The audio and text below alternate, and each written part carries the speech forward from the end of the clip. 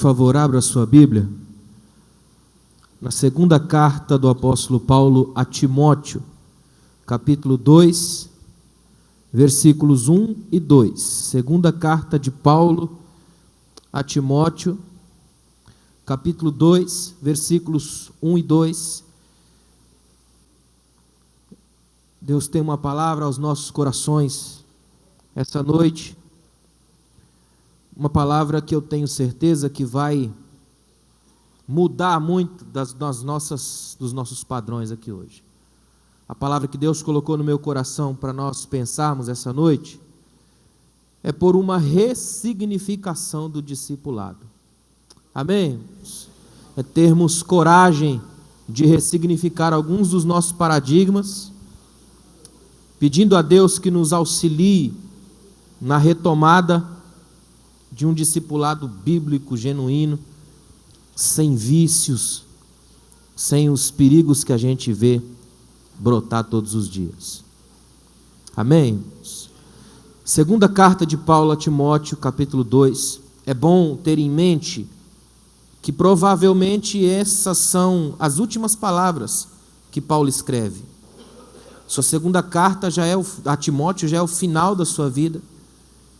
Provavelmente ele não vai escrever mais. Então ele está com isso em mente. Ele tem o que esse texto mostra é belíssimo. Ele mostra a dinâmica ideal do discipulado e a gente vai entender aqui hoje. Segunda carta de Paulo a Timóteo, capítulo 2, versículos 1 a 2 diz assim, ó: Portanto, você, meu filho, fortifique-se na graça que há em Cristo Jesus.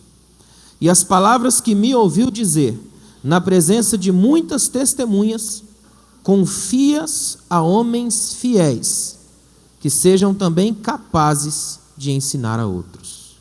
Amém. Eu gosto dessa dinâmica que Paulo diz. Paulo diz: Timóteo, meu filho, fortifica-te na graça, ou seja, toda a sua força, seu poder, sua energia, o modo como você trabalha, tenha em mente que isso é graça. Isso aqui para mim já é extraordinário, é saber que não tem a ver com a minha habilidade, tem a ver com a graça. Ele diz: o que você viu que eu recebi de Cristo, aí ele estabelece a dinâmica, presta atenção para você não esquecer mais. Eu recebi de Cristo, ele vai dizer isso depois aos Coríntios, e também vos ensinei. Então ele diz para Timóteo: eu recebi de Cristo eu passei para você, você na presença de muitas testemunhas ouviu, vai passar para homens fiéis, e esses homens fiéis vão passar para outros, ou seja, Timóteo, não deixa parar o fluxo da graça. É essa mentalidade que Paulo está dizendo. Eu recebi de Cristo, Cristo passou para mim, eu passei para você, você para outros e outros para outros. Não para não, Timóteo. Ou seja, uma igreja que não tem discipulado é um obstáculo à graça. Uma igreja sem discipulado não pode fazer missões. Uma igreja sem discipulado quebrou o fluxo da graça. Ela se transformou num objeto entre Cristo e o povo.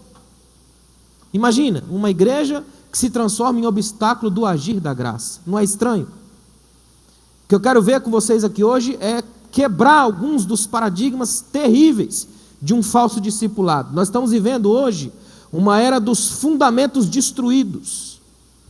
O Salmo 11, verso 3, tem uma pergunta terrível. Quando os fundamentos estão sendo destruídos, o que pode fazer o homem? O que pode fazer o justo? Imagina.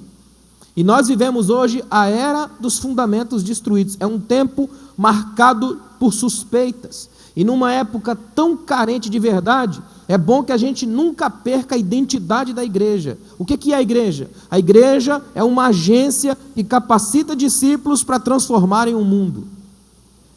Igreja é uma agência que capacita discípulos para transformarem o mundo. Vamos repetir? A igreja é uma agência que capacita discípulos para transformarem o mundo. Ou seja, a rua da sua casa tem que ficar melhor porque você mora lá. A empresa onde você trabalha tem que ficar melhor porque você trabalha lá. A escola onde você dá aula tem que ser melhor porque você dá aula lá. Não pare o fluxo da graça. Amém? Recebemos de Cristo, Cristo passou para Paulo, Paulo para Timóteo, Timóteo para alguns homens, esses homens para outros homens, até que alguém passou para você. Não pare o fluxo da graça. Aconteceu lá e ainda está acontecendo aqui, porque Jesus Cristo é o mesmo ontem, hoje e eternamente. É a mesma graça em operação aqui hoje. Jesus disse assim, lá em Mateus 11, 28, vinde a mim. Aí depois em Mateus 28, 19, ele diz, ide por todo o mundo. Ou seja, são as duas direções do mesmo chamado. Primeiro você vem a Cristo, depois você vai por Cristo. O fluxo continua. Você vem a Cristo, depois você vai por Cristo. Agora escuta isso daqui, A igreja é o lugar onde o vinde se transforma no ide. Quem vem, mas fica, não é igreja.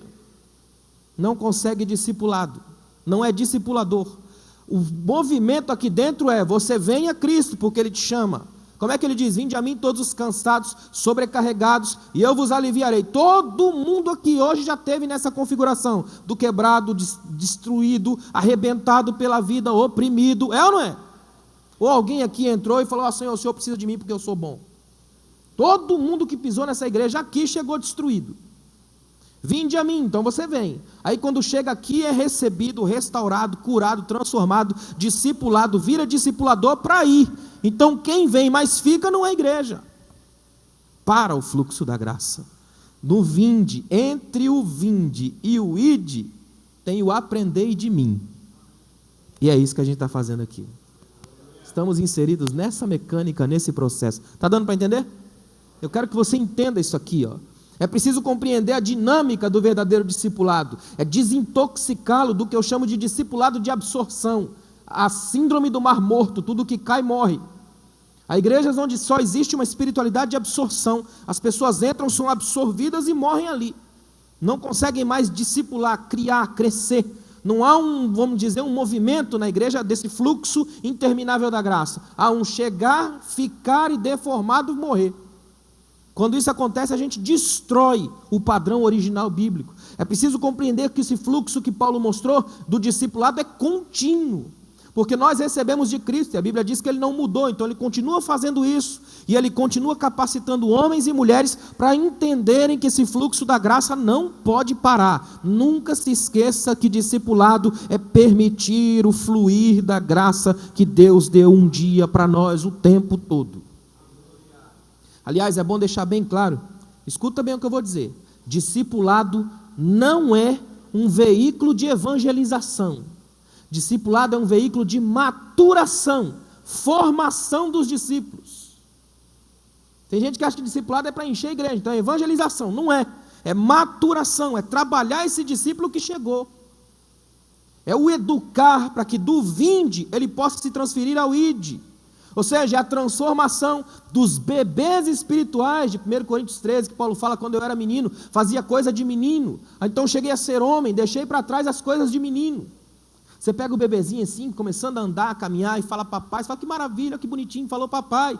Agora o menino completa 14 anos, você fala alguma coisa, ele papai, aí é monstro, é ou não é? Bebê é adorável, mas se ele não desenvolve, ele vira um monstro. Nós temos hoje na igreja bebezões espirituais, alguns obreiros, que são meninos em Cristo, porque na fé cristã você vai encontrar, por incrível que pareça, homens de 15, meninos de 30, são bebês espirituais. O discipulado faz com que o bebê espiritual se transforme num homem maduro em Cristo, numa mulher madura em Cristo, Efésios 4:13, maturidade espiritual. Ou seja, é muito interessante entender isso aqui, nós estamos carecendo urgentemente e necessariamente da ressignificação do nosso discipulado. Isso não significa que você vai reinventar a roda, mas vai repensar os padrões, os hábitos e os compromissos, ou seja, vai caminhar para uma transformação da própria mente. E hoje, irmãos, eu vou ser bem sincero com vocês, nós estamos numa era de guerra das ideias. Antigamente ainda dava para enrolar, hoje não dá mais não. É guerra de ideias. As pessoas que estão nos bancos das igrejas já têm um certo conhecimento a mais. A era da infoxicação, a intoxicação pelo excesso de informação chegou com tudo. Todo mundo tem dedinhos nervosos a todo momento, pesquisando tudo. Você tem hoje acesso a um volume de informações monstruosos. Nós vivemos uma era de gente com muita coisa na cabeça, tanta coisa que essa coisa não desce, trava aqui e não chega no coração. Aí a Bíblia diz que quando o sacerdote ia levar o animal para a oferta do templo, sabe o que ele fazia? Ele cortava cabeça, tronco e membros. É exatamente isso que acontece aqui conosco. A gente se oferece a Deus como oferta, Ele muda a mente, acerta o coração para você andar com Ele. Cabeça, corpo e membros. Se travar esse processo, você não anda mais. Tudo aqui tem a ver com o divino processo de Deus. Não pare o fluxo da graça. Cabeça, tronco e membros. Deu para entender? Eu quero mostrar algumas coisas que a gente tem que ressignificar aqui hoje. Primeiro, precisamos ressignificar o paradigma do crescimento. Ainda temos gente que acredita demais na lógica do crescimento. Aqueles irmãos que batem no peito e dizem, se cresceu é de Deus. Só que o câncer também cresce, não tem nada a ver com Deus. É ou não é? É preciso tomar cuidado com isso. Paradigma do crescimento. A herança evangélica brasileira é de clonagem. Ou seja, a gente pensa o discipulado como um jeito através do qual conseguimos gerar outros crentinhos como nós. A tentação é gerar crentezinhos parecidos comigo, um monte de ovelhinhas dole cristãs. A santa clonagem. O resultado direto desse paradigma, sabe qual é? Dessa mentalidade? É o tripé, acúmulo, posse e controle. Cuidado com a tara do controle. Ainda costumamos ver pastores condicionarem o sucesso do seu ministério pelos números. Se 3 pastores sentarem para conversar, em pouco tempo vai surgir a pergunta fatídica. Quantos membros você tem lá? E pastor conta dente, não cabeça. Ele fala, tem 200. Tem 20. Conta dente, não cabeça. A tara do controle, o número, essa coisa da massa, da multidão. Como nós somos encantados com multidões. Você quer ver as profecias? O cara começa a cantar no louvor aqui, uma bênção na igreja, alguém já começa a se coçar e vai profetizar para ele, você vai cantar para as multidões. Por quê? O que é que tem de tão importante na multidão? É difícil cantar para cadeiras vazias, para igrejas pequenas. Tanto é que até hoje tem sempre alguém que me liga e pergunta, o senhor prega em igreja pequena? É claro, se Jesus morreu por eles, eu não vou lá pregar. Nós temos a tara da multidão, do povo. Como é perigoso isso, a tentação de achar que o discipulado é para encher a igreja, até gente saindo para fora. É muito perigoso isso.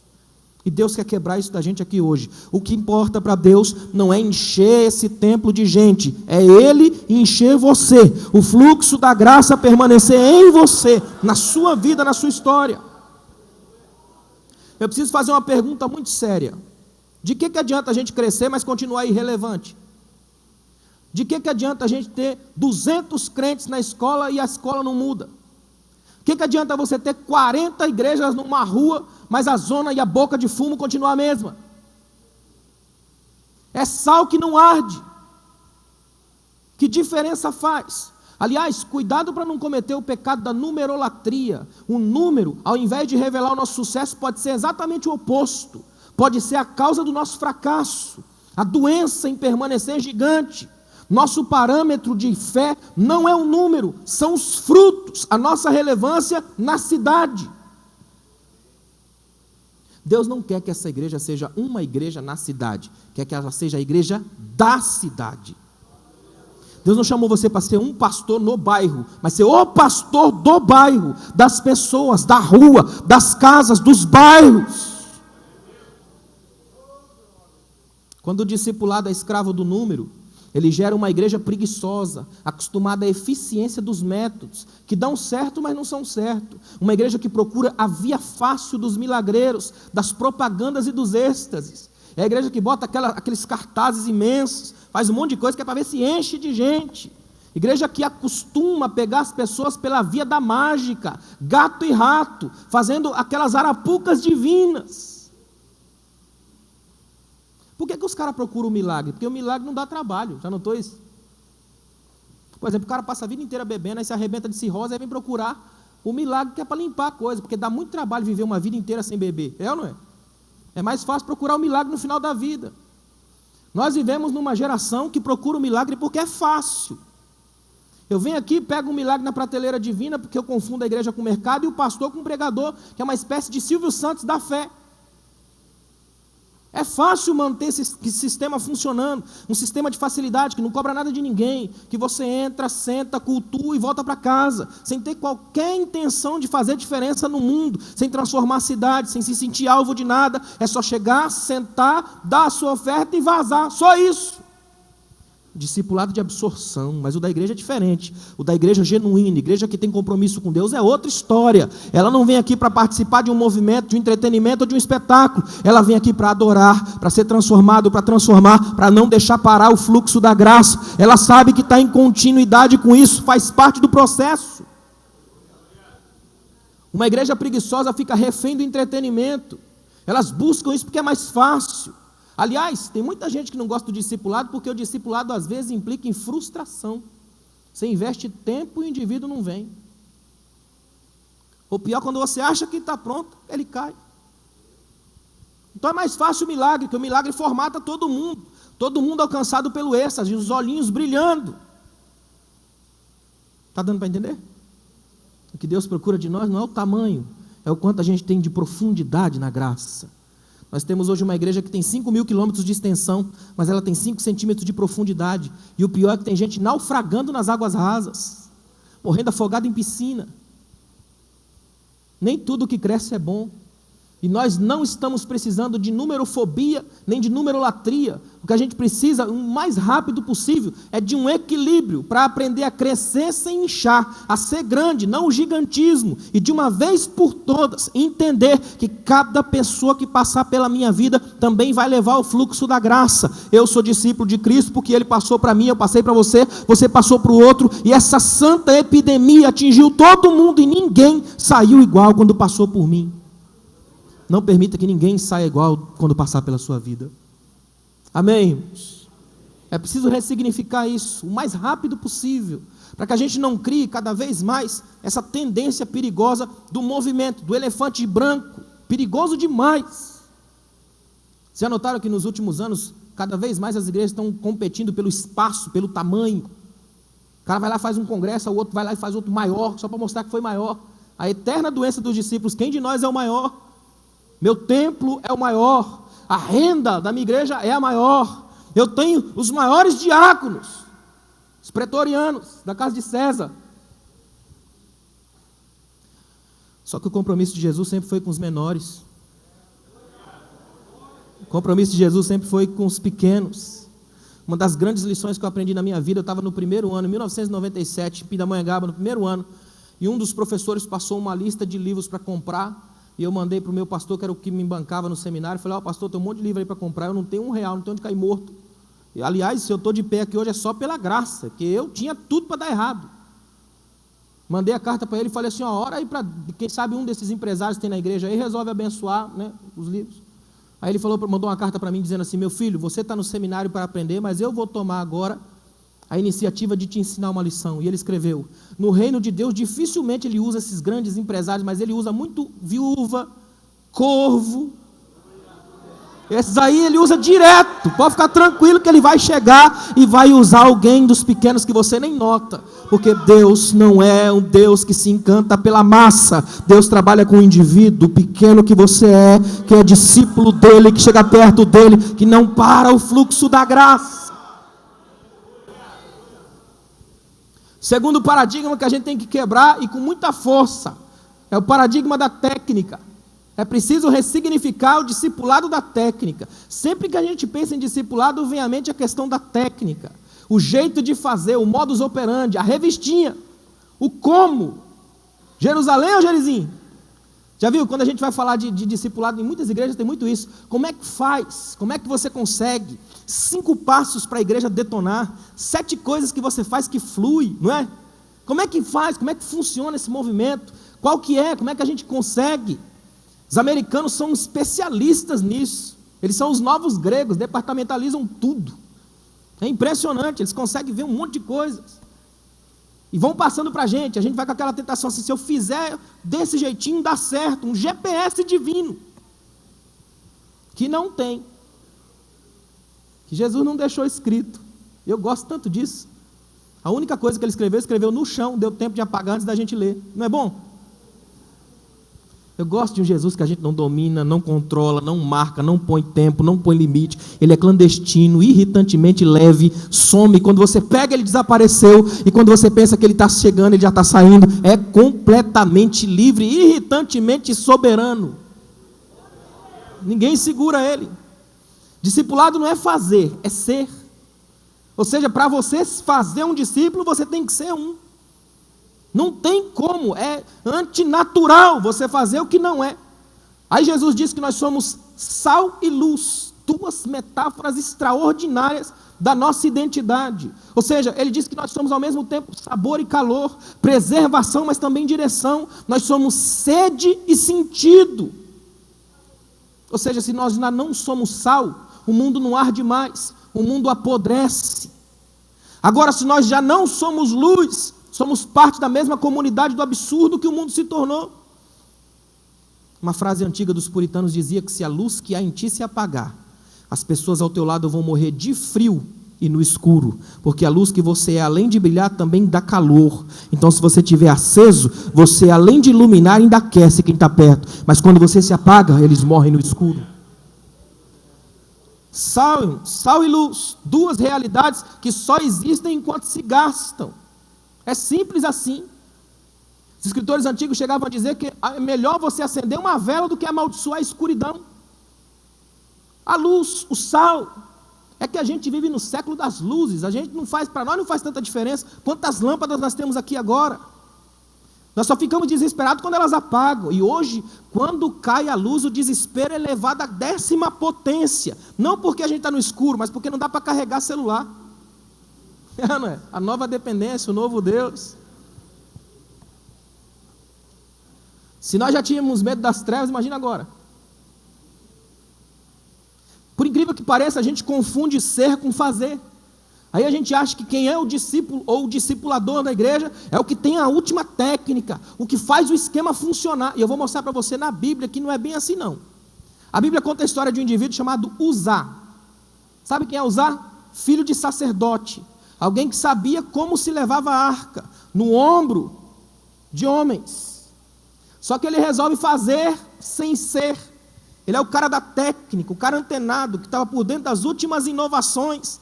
Tanto que quem tinha inventado o carro de boi eram os filisteus. E ele resolve pegar uma inovação filisteia para levar a arca. Tipo assim, gente, deixa comigo porque eu sou o cara. Eu estou antenado, eu estou por dentro. Passaram um WhatsApp para mim agora com um negócio novo aí que vocês nem notam.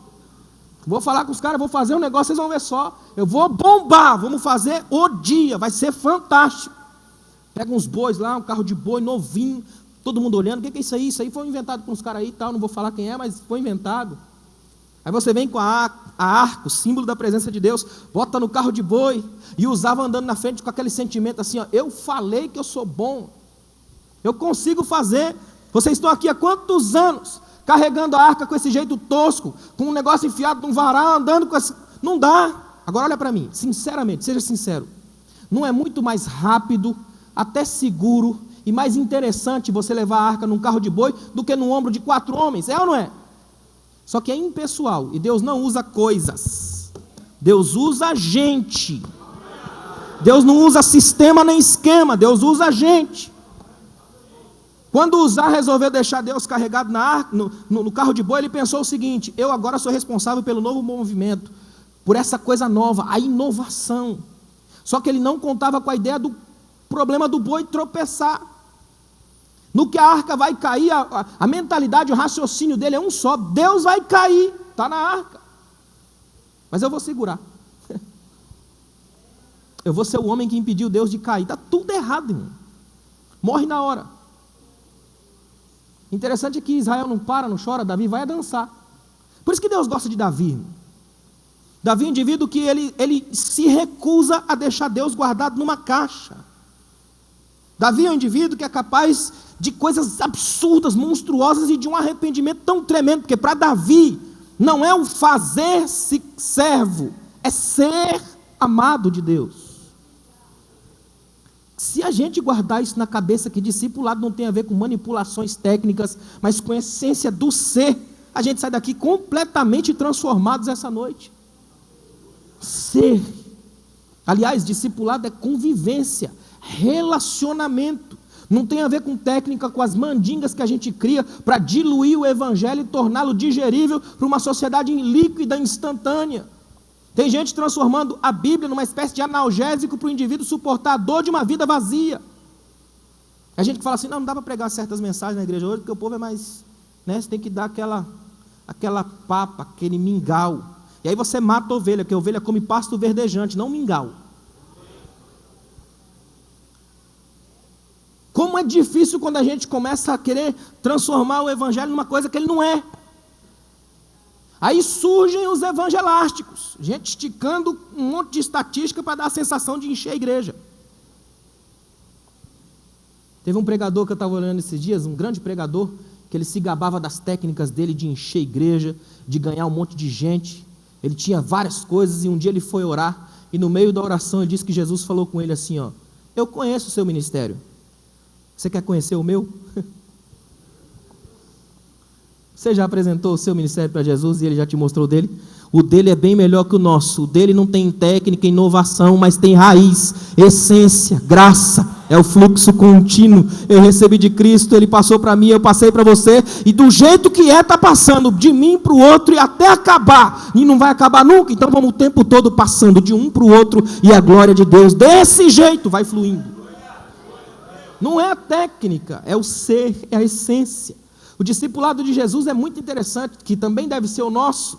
Ele começa todo na base do relacionamento. Jesus chamou 12 homens, dos 12 tirou 3, dos 3 tirou 1. Níveis de relacionamento. Jesus gastava mais tempo com gente, indivíduo, do que com massa. 12, dos 12 ele chama 3, dos 3 ele chama 1. Agora, hoje, eu anotei aqui, nós somos 42,3 milhões de evangélicos no Brasil. Aí o povo dá glória, bota adesivo no carro, esse país é do Senhor Jesus, essa coisa toda aí. O problema é que nós somos 56 milhões de ex-evangélicos. A porta dos fundos está maior que a da frente. Não está? 42,3 milhões de evangélicos que não conseguem fazer diferença substancial na nação. Ou seja, Jesus conseguiu com 11 homens e nenhum segredo fazer coisas que 42,3 milhões de evangélicos não fazem. 56 milhões de ex-evangélicos. Como é que faz? Sabe o que significa isso? Técnicas não abraçam. Técnicas não choram junto. Técnicas não levam para almoçar. Técnicas não entram no quarto do casal quando o bicho está pegando. Técnicas não ajudam a cuidar do filho. Técnicas não secam lágrimas. Técnicas não trabalham com gente. Técnicas enxergam números. Técnicas enxergam um amontoado de pessoas. É relacionamento que te vê pelo nome, que olha nos teus olhos.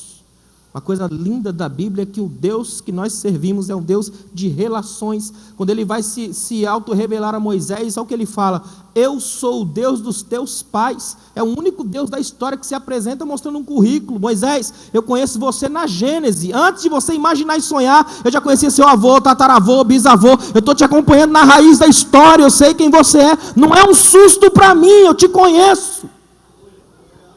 Você não é alguém que surgiu agora do nada, caiu de paraquedas na história e eu te peguei. Eu conheço seu pai, sua mãe, sua história, sua vida. Eu sei das suas relações, eu conheço os dramas e as tramas nas quais você está inserido.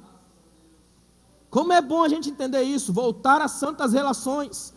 Jesus insiste com Tomé, eu acho interessante isso. Ele perde Judas e isso marca tão forte nele que ele insiste com Tomé. Se você olhar na Bíblia, Tomé pediu um monte de provas quando ele conversa com os discípulos falam, nós vimos ele e tal, e ele fala, não, só se eu ver, se eu tocar o dedo na ferida, Jesus aparece e fala exatamente isso. Tomé, vem cá, coloca o dedo aqui, toca aqui, vem, sente, fica perto de mim, vem cá, fica comigo, seja crente, não incrédulo, estabelecer um padrão para o resto da vida. Até hoje, os incrédulos do mundo não querem saber se eu e você sabemos sobre Jesus, eles querem tocar em nós e sentir as marcas do crucificado, eles querem proximidade, relacionamento, eles querem discípulos,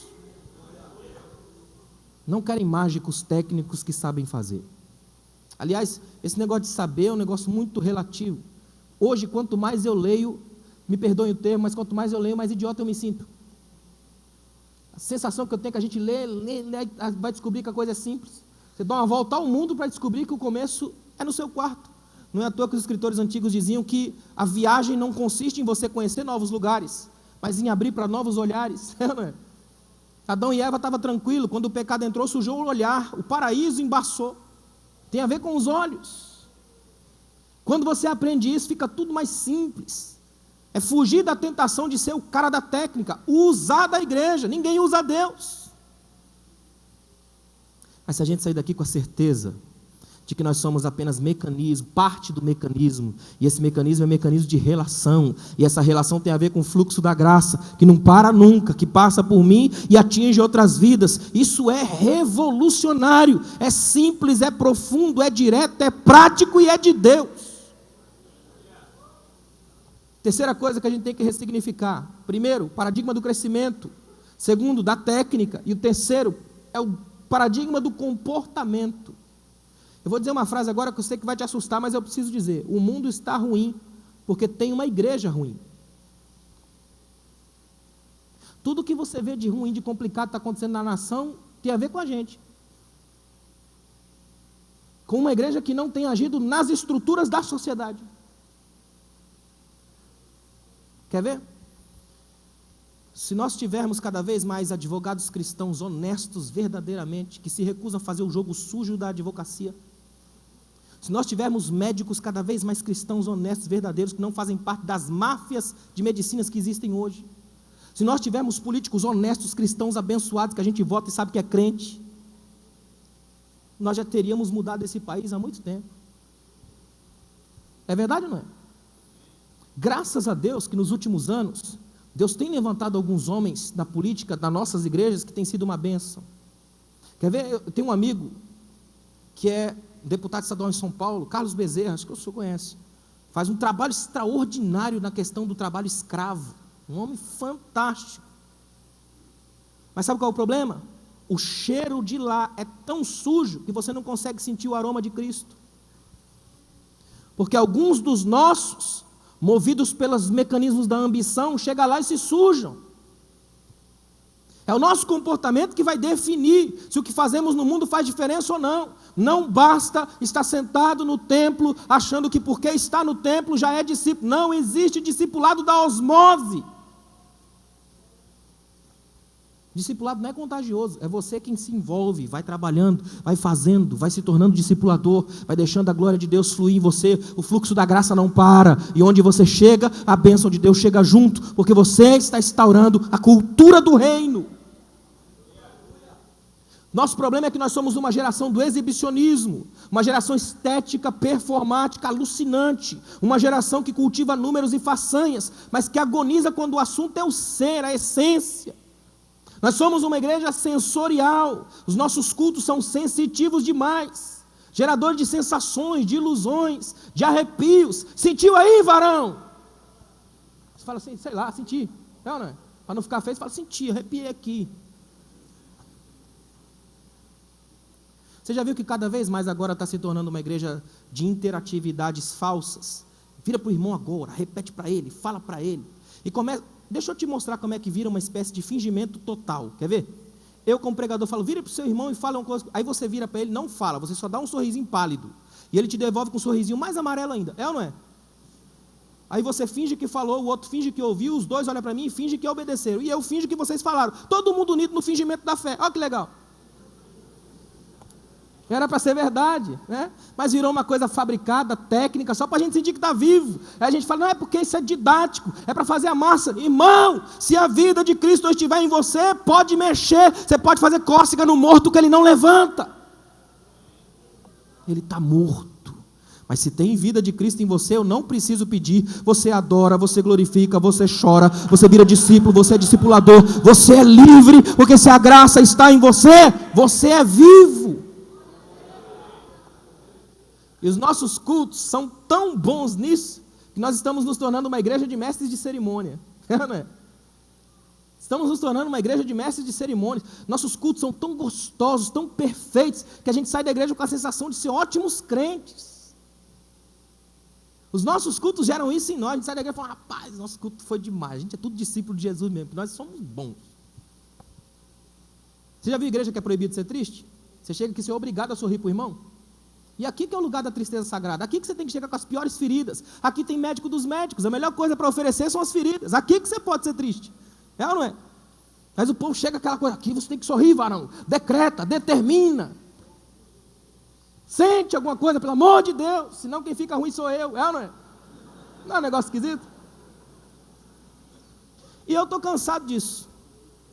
Para ser sincero com os irmãos, eu cansei disso. Eu me recuso a fazer essas coisas. Sinceramente, injuriado com isso. Com gente que gosta de manipular emoções, sentimentos. Vou deixar bem claro, ainda bem que esse negócio sai na internet. Você não consegue me derrubar, me fazer arrepiar, me fazer expulsar lágrimas. Só sai daqui se for de Deus. Eu me recuso a ser quem eu não sou. Eu fui chamado para ser o Alan que Deus chamou que eu fosse. Nós estamos criando híbridos gospel, negócio esquisito. Eu fiquei sabendo que lá em Goiás tem muita gente que planta, e é bem legal por isso. Tem um irmão que falou que ele planta milho.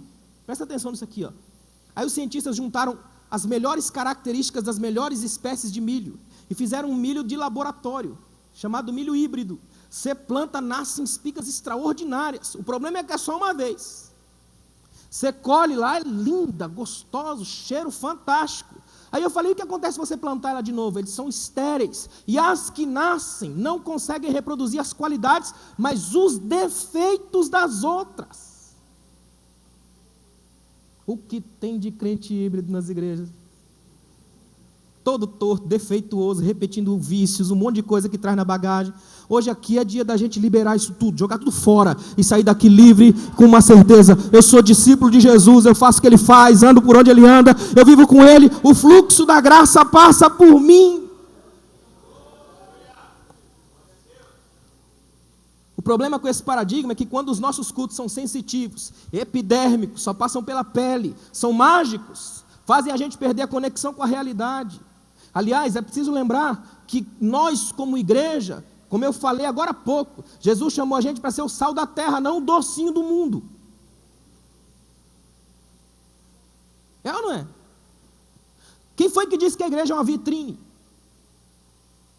É preciso entender isso. Sal da terra. Nós não somos luzes de neon, luz de boate, fogos de artifício, que é bonito, mas não faz diferença nas trevas. Nós somos aquele farol que quando abre, você tem que parar, porque senão acaba com o olho. É aquele farol que faz um pecador cair no chão, desesperado, até levantar e precisar de um Ananias. O problema é que em Atos tem 2 Ananias. Tem um que dá problema, quer comprar o Espírito Santo e morre endemoniado. Já tem outro que é uma bênção, vai atrás dos irmãos e até o que tem dá. Quando ele ora por Paulo, a Bíblia diz que ele orou por Paulo e não saiu. Ele preparou comida para Paulo. Além de orar e abençoar, ainda encheu a barriga do irmão. Esse é crente. Qual Ananias você é? O que dá problema ou o que é da glória de Deus? O que para o fluxo ou o que deixa o fluxo fluir? Que tipo de Ananias é você? Eu tenho outra pergunta. O que acontece com a gente quando a gente sai do nosso culto, quando termina o culto? Porque esse é o problema do culto sensorial pré-fabricado. Ele termina, acaba, ninguém aguenta permanecer o tempo todo fazendo festa. Já os cultos genuínos de verdade não acabam nunca. Uma das melhores lembranças da minha infância era quando eu estava jogando bola na rua, aí entrava correndo em casa, minha mãe fazendo arroz e chorando, às vezes falando em línguas, e eu lembro que eu ficava pensando assim, ela não pode nem esperar chegar no culto, não pode, porque o culto para ela já começou faz tempo. O culto começava na cozinha, o culto vazava para o banheiro, entrava na cama, chegava em casa, o culto da vida fazia ter vida no culto. É que tem crente que ele não vem para a igreja, ele foge de casa. Não é? Aí ele chega aqui, quer que Deus se vire nos 30 segundos para o Senhor fazer tudo que eu preciso para viver. Não é esquisito? Uma mentalidade assim de que a gente vai, uma hora a coisa flui, uma hora acontece. Eu fiquei sabendo de uma irmã que conversou com o pastor, falou, pastor, eu congrego na igreja há 13 anos, mas nunca me importei muito com esse negócio de Deus, não. Para mim, a igreja é um jeito bom de criar meus filhos. Olha que lindo. É a mentalidade religiosa, porém não cristã. É gente que acostumou sal de saleiro, nunca vai sair dali para a panela. Não faz diferença no mundo. A luzinha é bonita, mas apagou, queimou o fuzil, não tem mais conexão, perdeu a vida, não faz parte, não tem sintonia, está no corpo, mas não tem vida. O que Deus procura de nós é o fluxo da graça, que não para, enche a gente de vida. É preciso destruir o discipulado dos iguais. A coisa do gueto, o hino de uma nota só. O que é isso?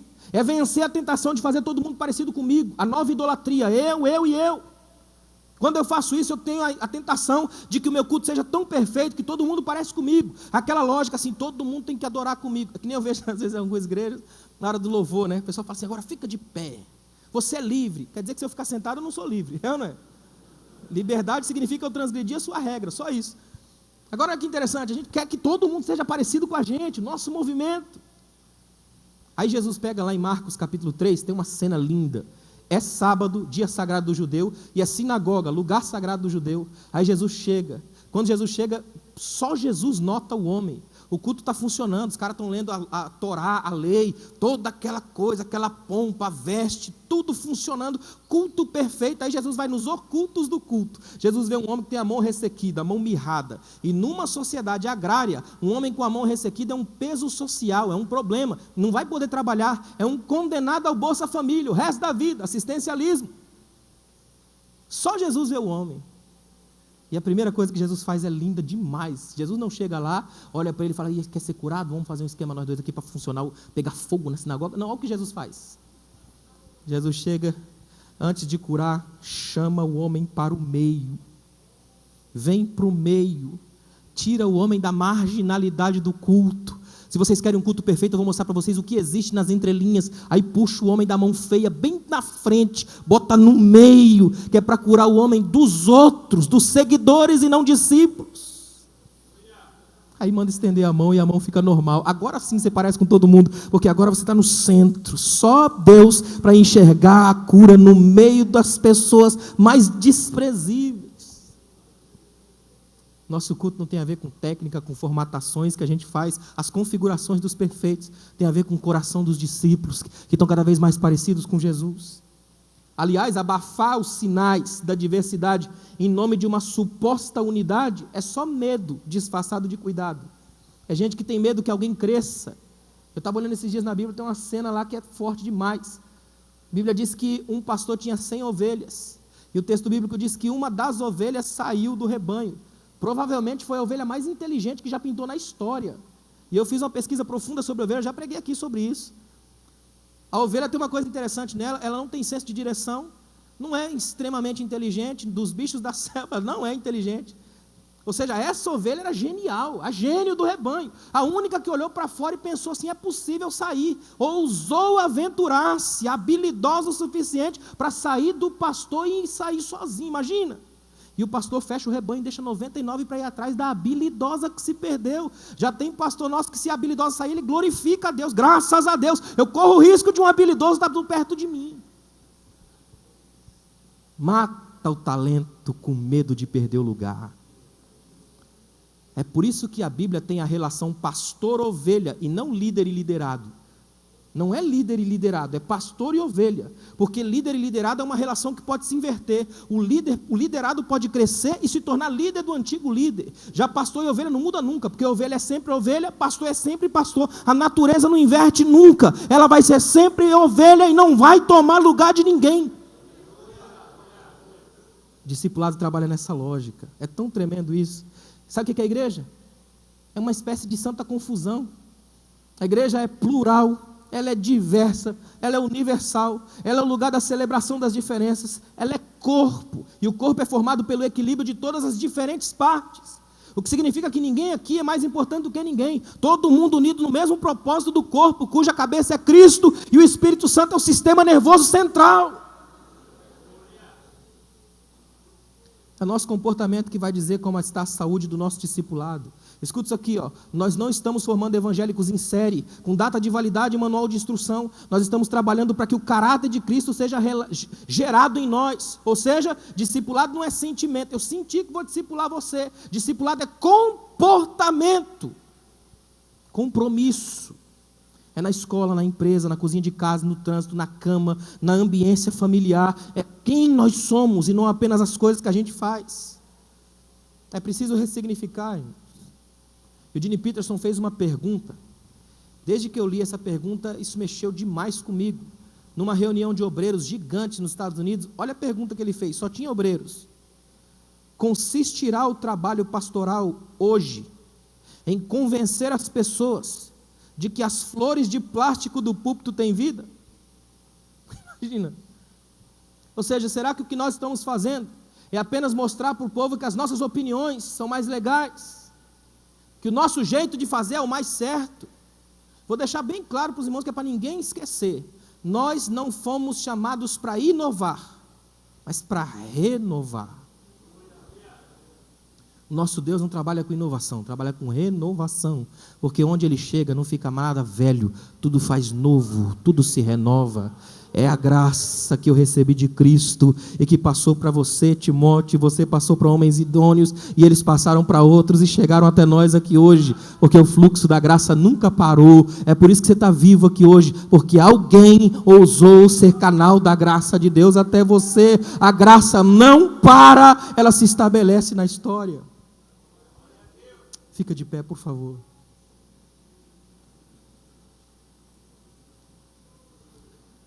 Cada vez mais eu tenho pensado sobre isso, quanto nós carecemos de um discipulado que não tem a ver com a doença do crescimento, de um discipulado que não tem a ver com as manipulações técnicas, um discipulado profundo, que molde o nosso comportamento à luz de Cristo.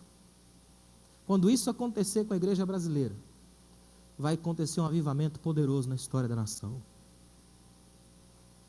O que nós temos no Brasil hoje não é um avivamento, é um inchaço.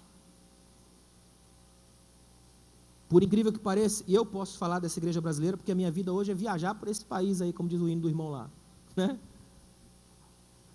O que eu tenho visto em alguns lugares é doloroso, de gente que poderia ter sido grande homem, grande mulher, grande obreiro, vamos dizer assim, mas que eles se deixam levar por uma sedução violenta da massa. Esse negócio da massa, o grito da massa. Teve um escritor que disse que a droga mais poderosa do mundo é a droga do ego. E ela é viciante pelo grito da massa. É um negócio interessante isso. A multidão gritando o seu nome. Os tapinhas nas costas, a massa. Não é à toa que a política de Roma era essa: pão e circo. A massa louca gritando pela violência monstruosa das perseguições. A gente ainda tem isso. Quando a gente vê aquela massa imensa de crentes gritando, fazendo, e a gente fala: meu Deus, foi tremendo o culto essa noite. Pode até ter sido, mas eu gosto muito desse clima aqui, ó, esse que está aqui. A gente tem até vergonha, não é? O que está acontecendo aqui está acontecendo com você, mas também comigo. Não é fácil pregar essas mensagens. Eu já briguei demais com Deus, irmão. Já teve dia de falar: oh, Senhor, dá uma mensagem diferente aí, um negócio mais light, flex. A Bíblia também tem amor, mas não adianta. Aí eu lembro de Jeremias 20, tem uma conversa entre Deus e Jeremias que é devastadora. Jeremias fala para Deus assim: o Senhor me enganou. O termo no hebraico é seduziste-me. O Senhor veio com esse seu jeito aí, eu não aguentei, eu fui. Eu pergunto para você que é obreiro aqui hoje: se Deus chegasse para você e mostrasse como são os dias do ministério, as tribulações, as crises, os problemas, a solidão, e falasse: você quer, você aceitaria? Ele mostra o ministério, te chama, aí você fala: eu vou, Senhor. Aí quando começa o problema, você fala: oh, meu Deus, não era para isso aí que eu queria ir, não, né?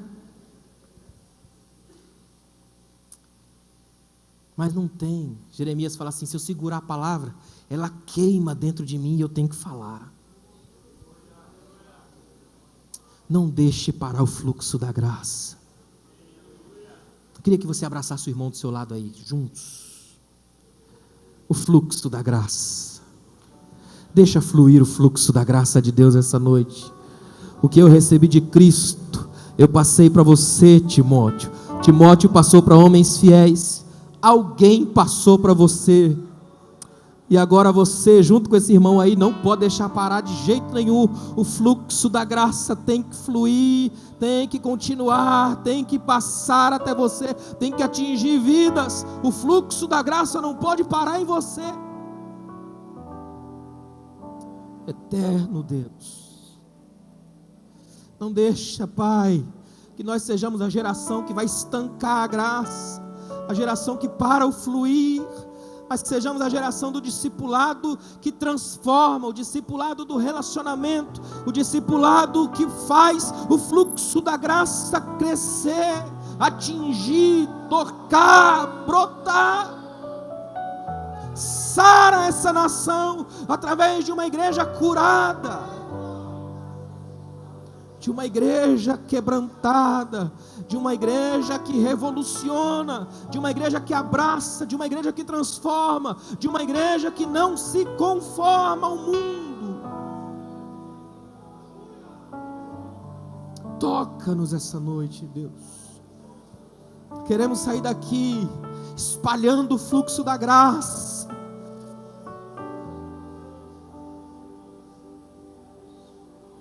Não deixa parar o fluxo, Senhor. Não deixa o vento parar de soprar. Potencializa isso em nós aqui, Senhor. Que a gente saia abraçando todo mundo, tocando todo mundo, curando vidas. Por onde a gente passar, a revolução do reino passe, a cultura do reino se estabeleça. Além do sensorial, no íntimo, na alma.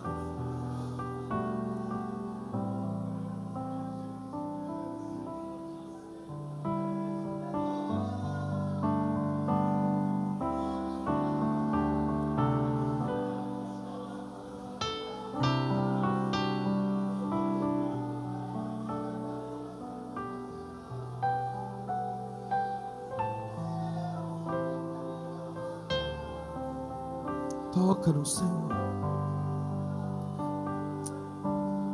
Tira de nós o controle, o domínio. Permita-nos ser a igreja do fluxo. Que as pessoas entrem, cheguem, sejam transformadas e saiam para multiplicar vidas. Que o vinde a mim se transforme no ide por mim.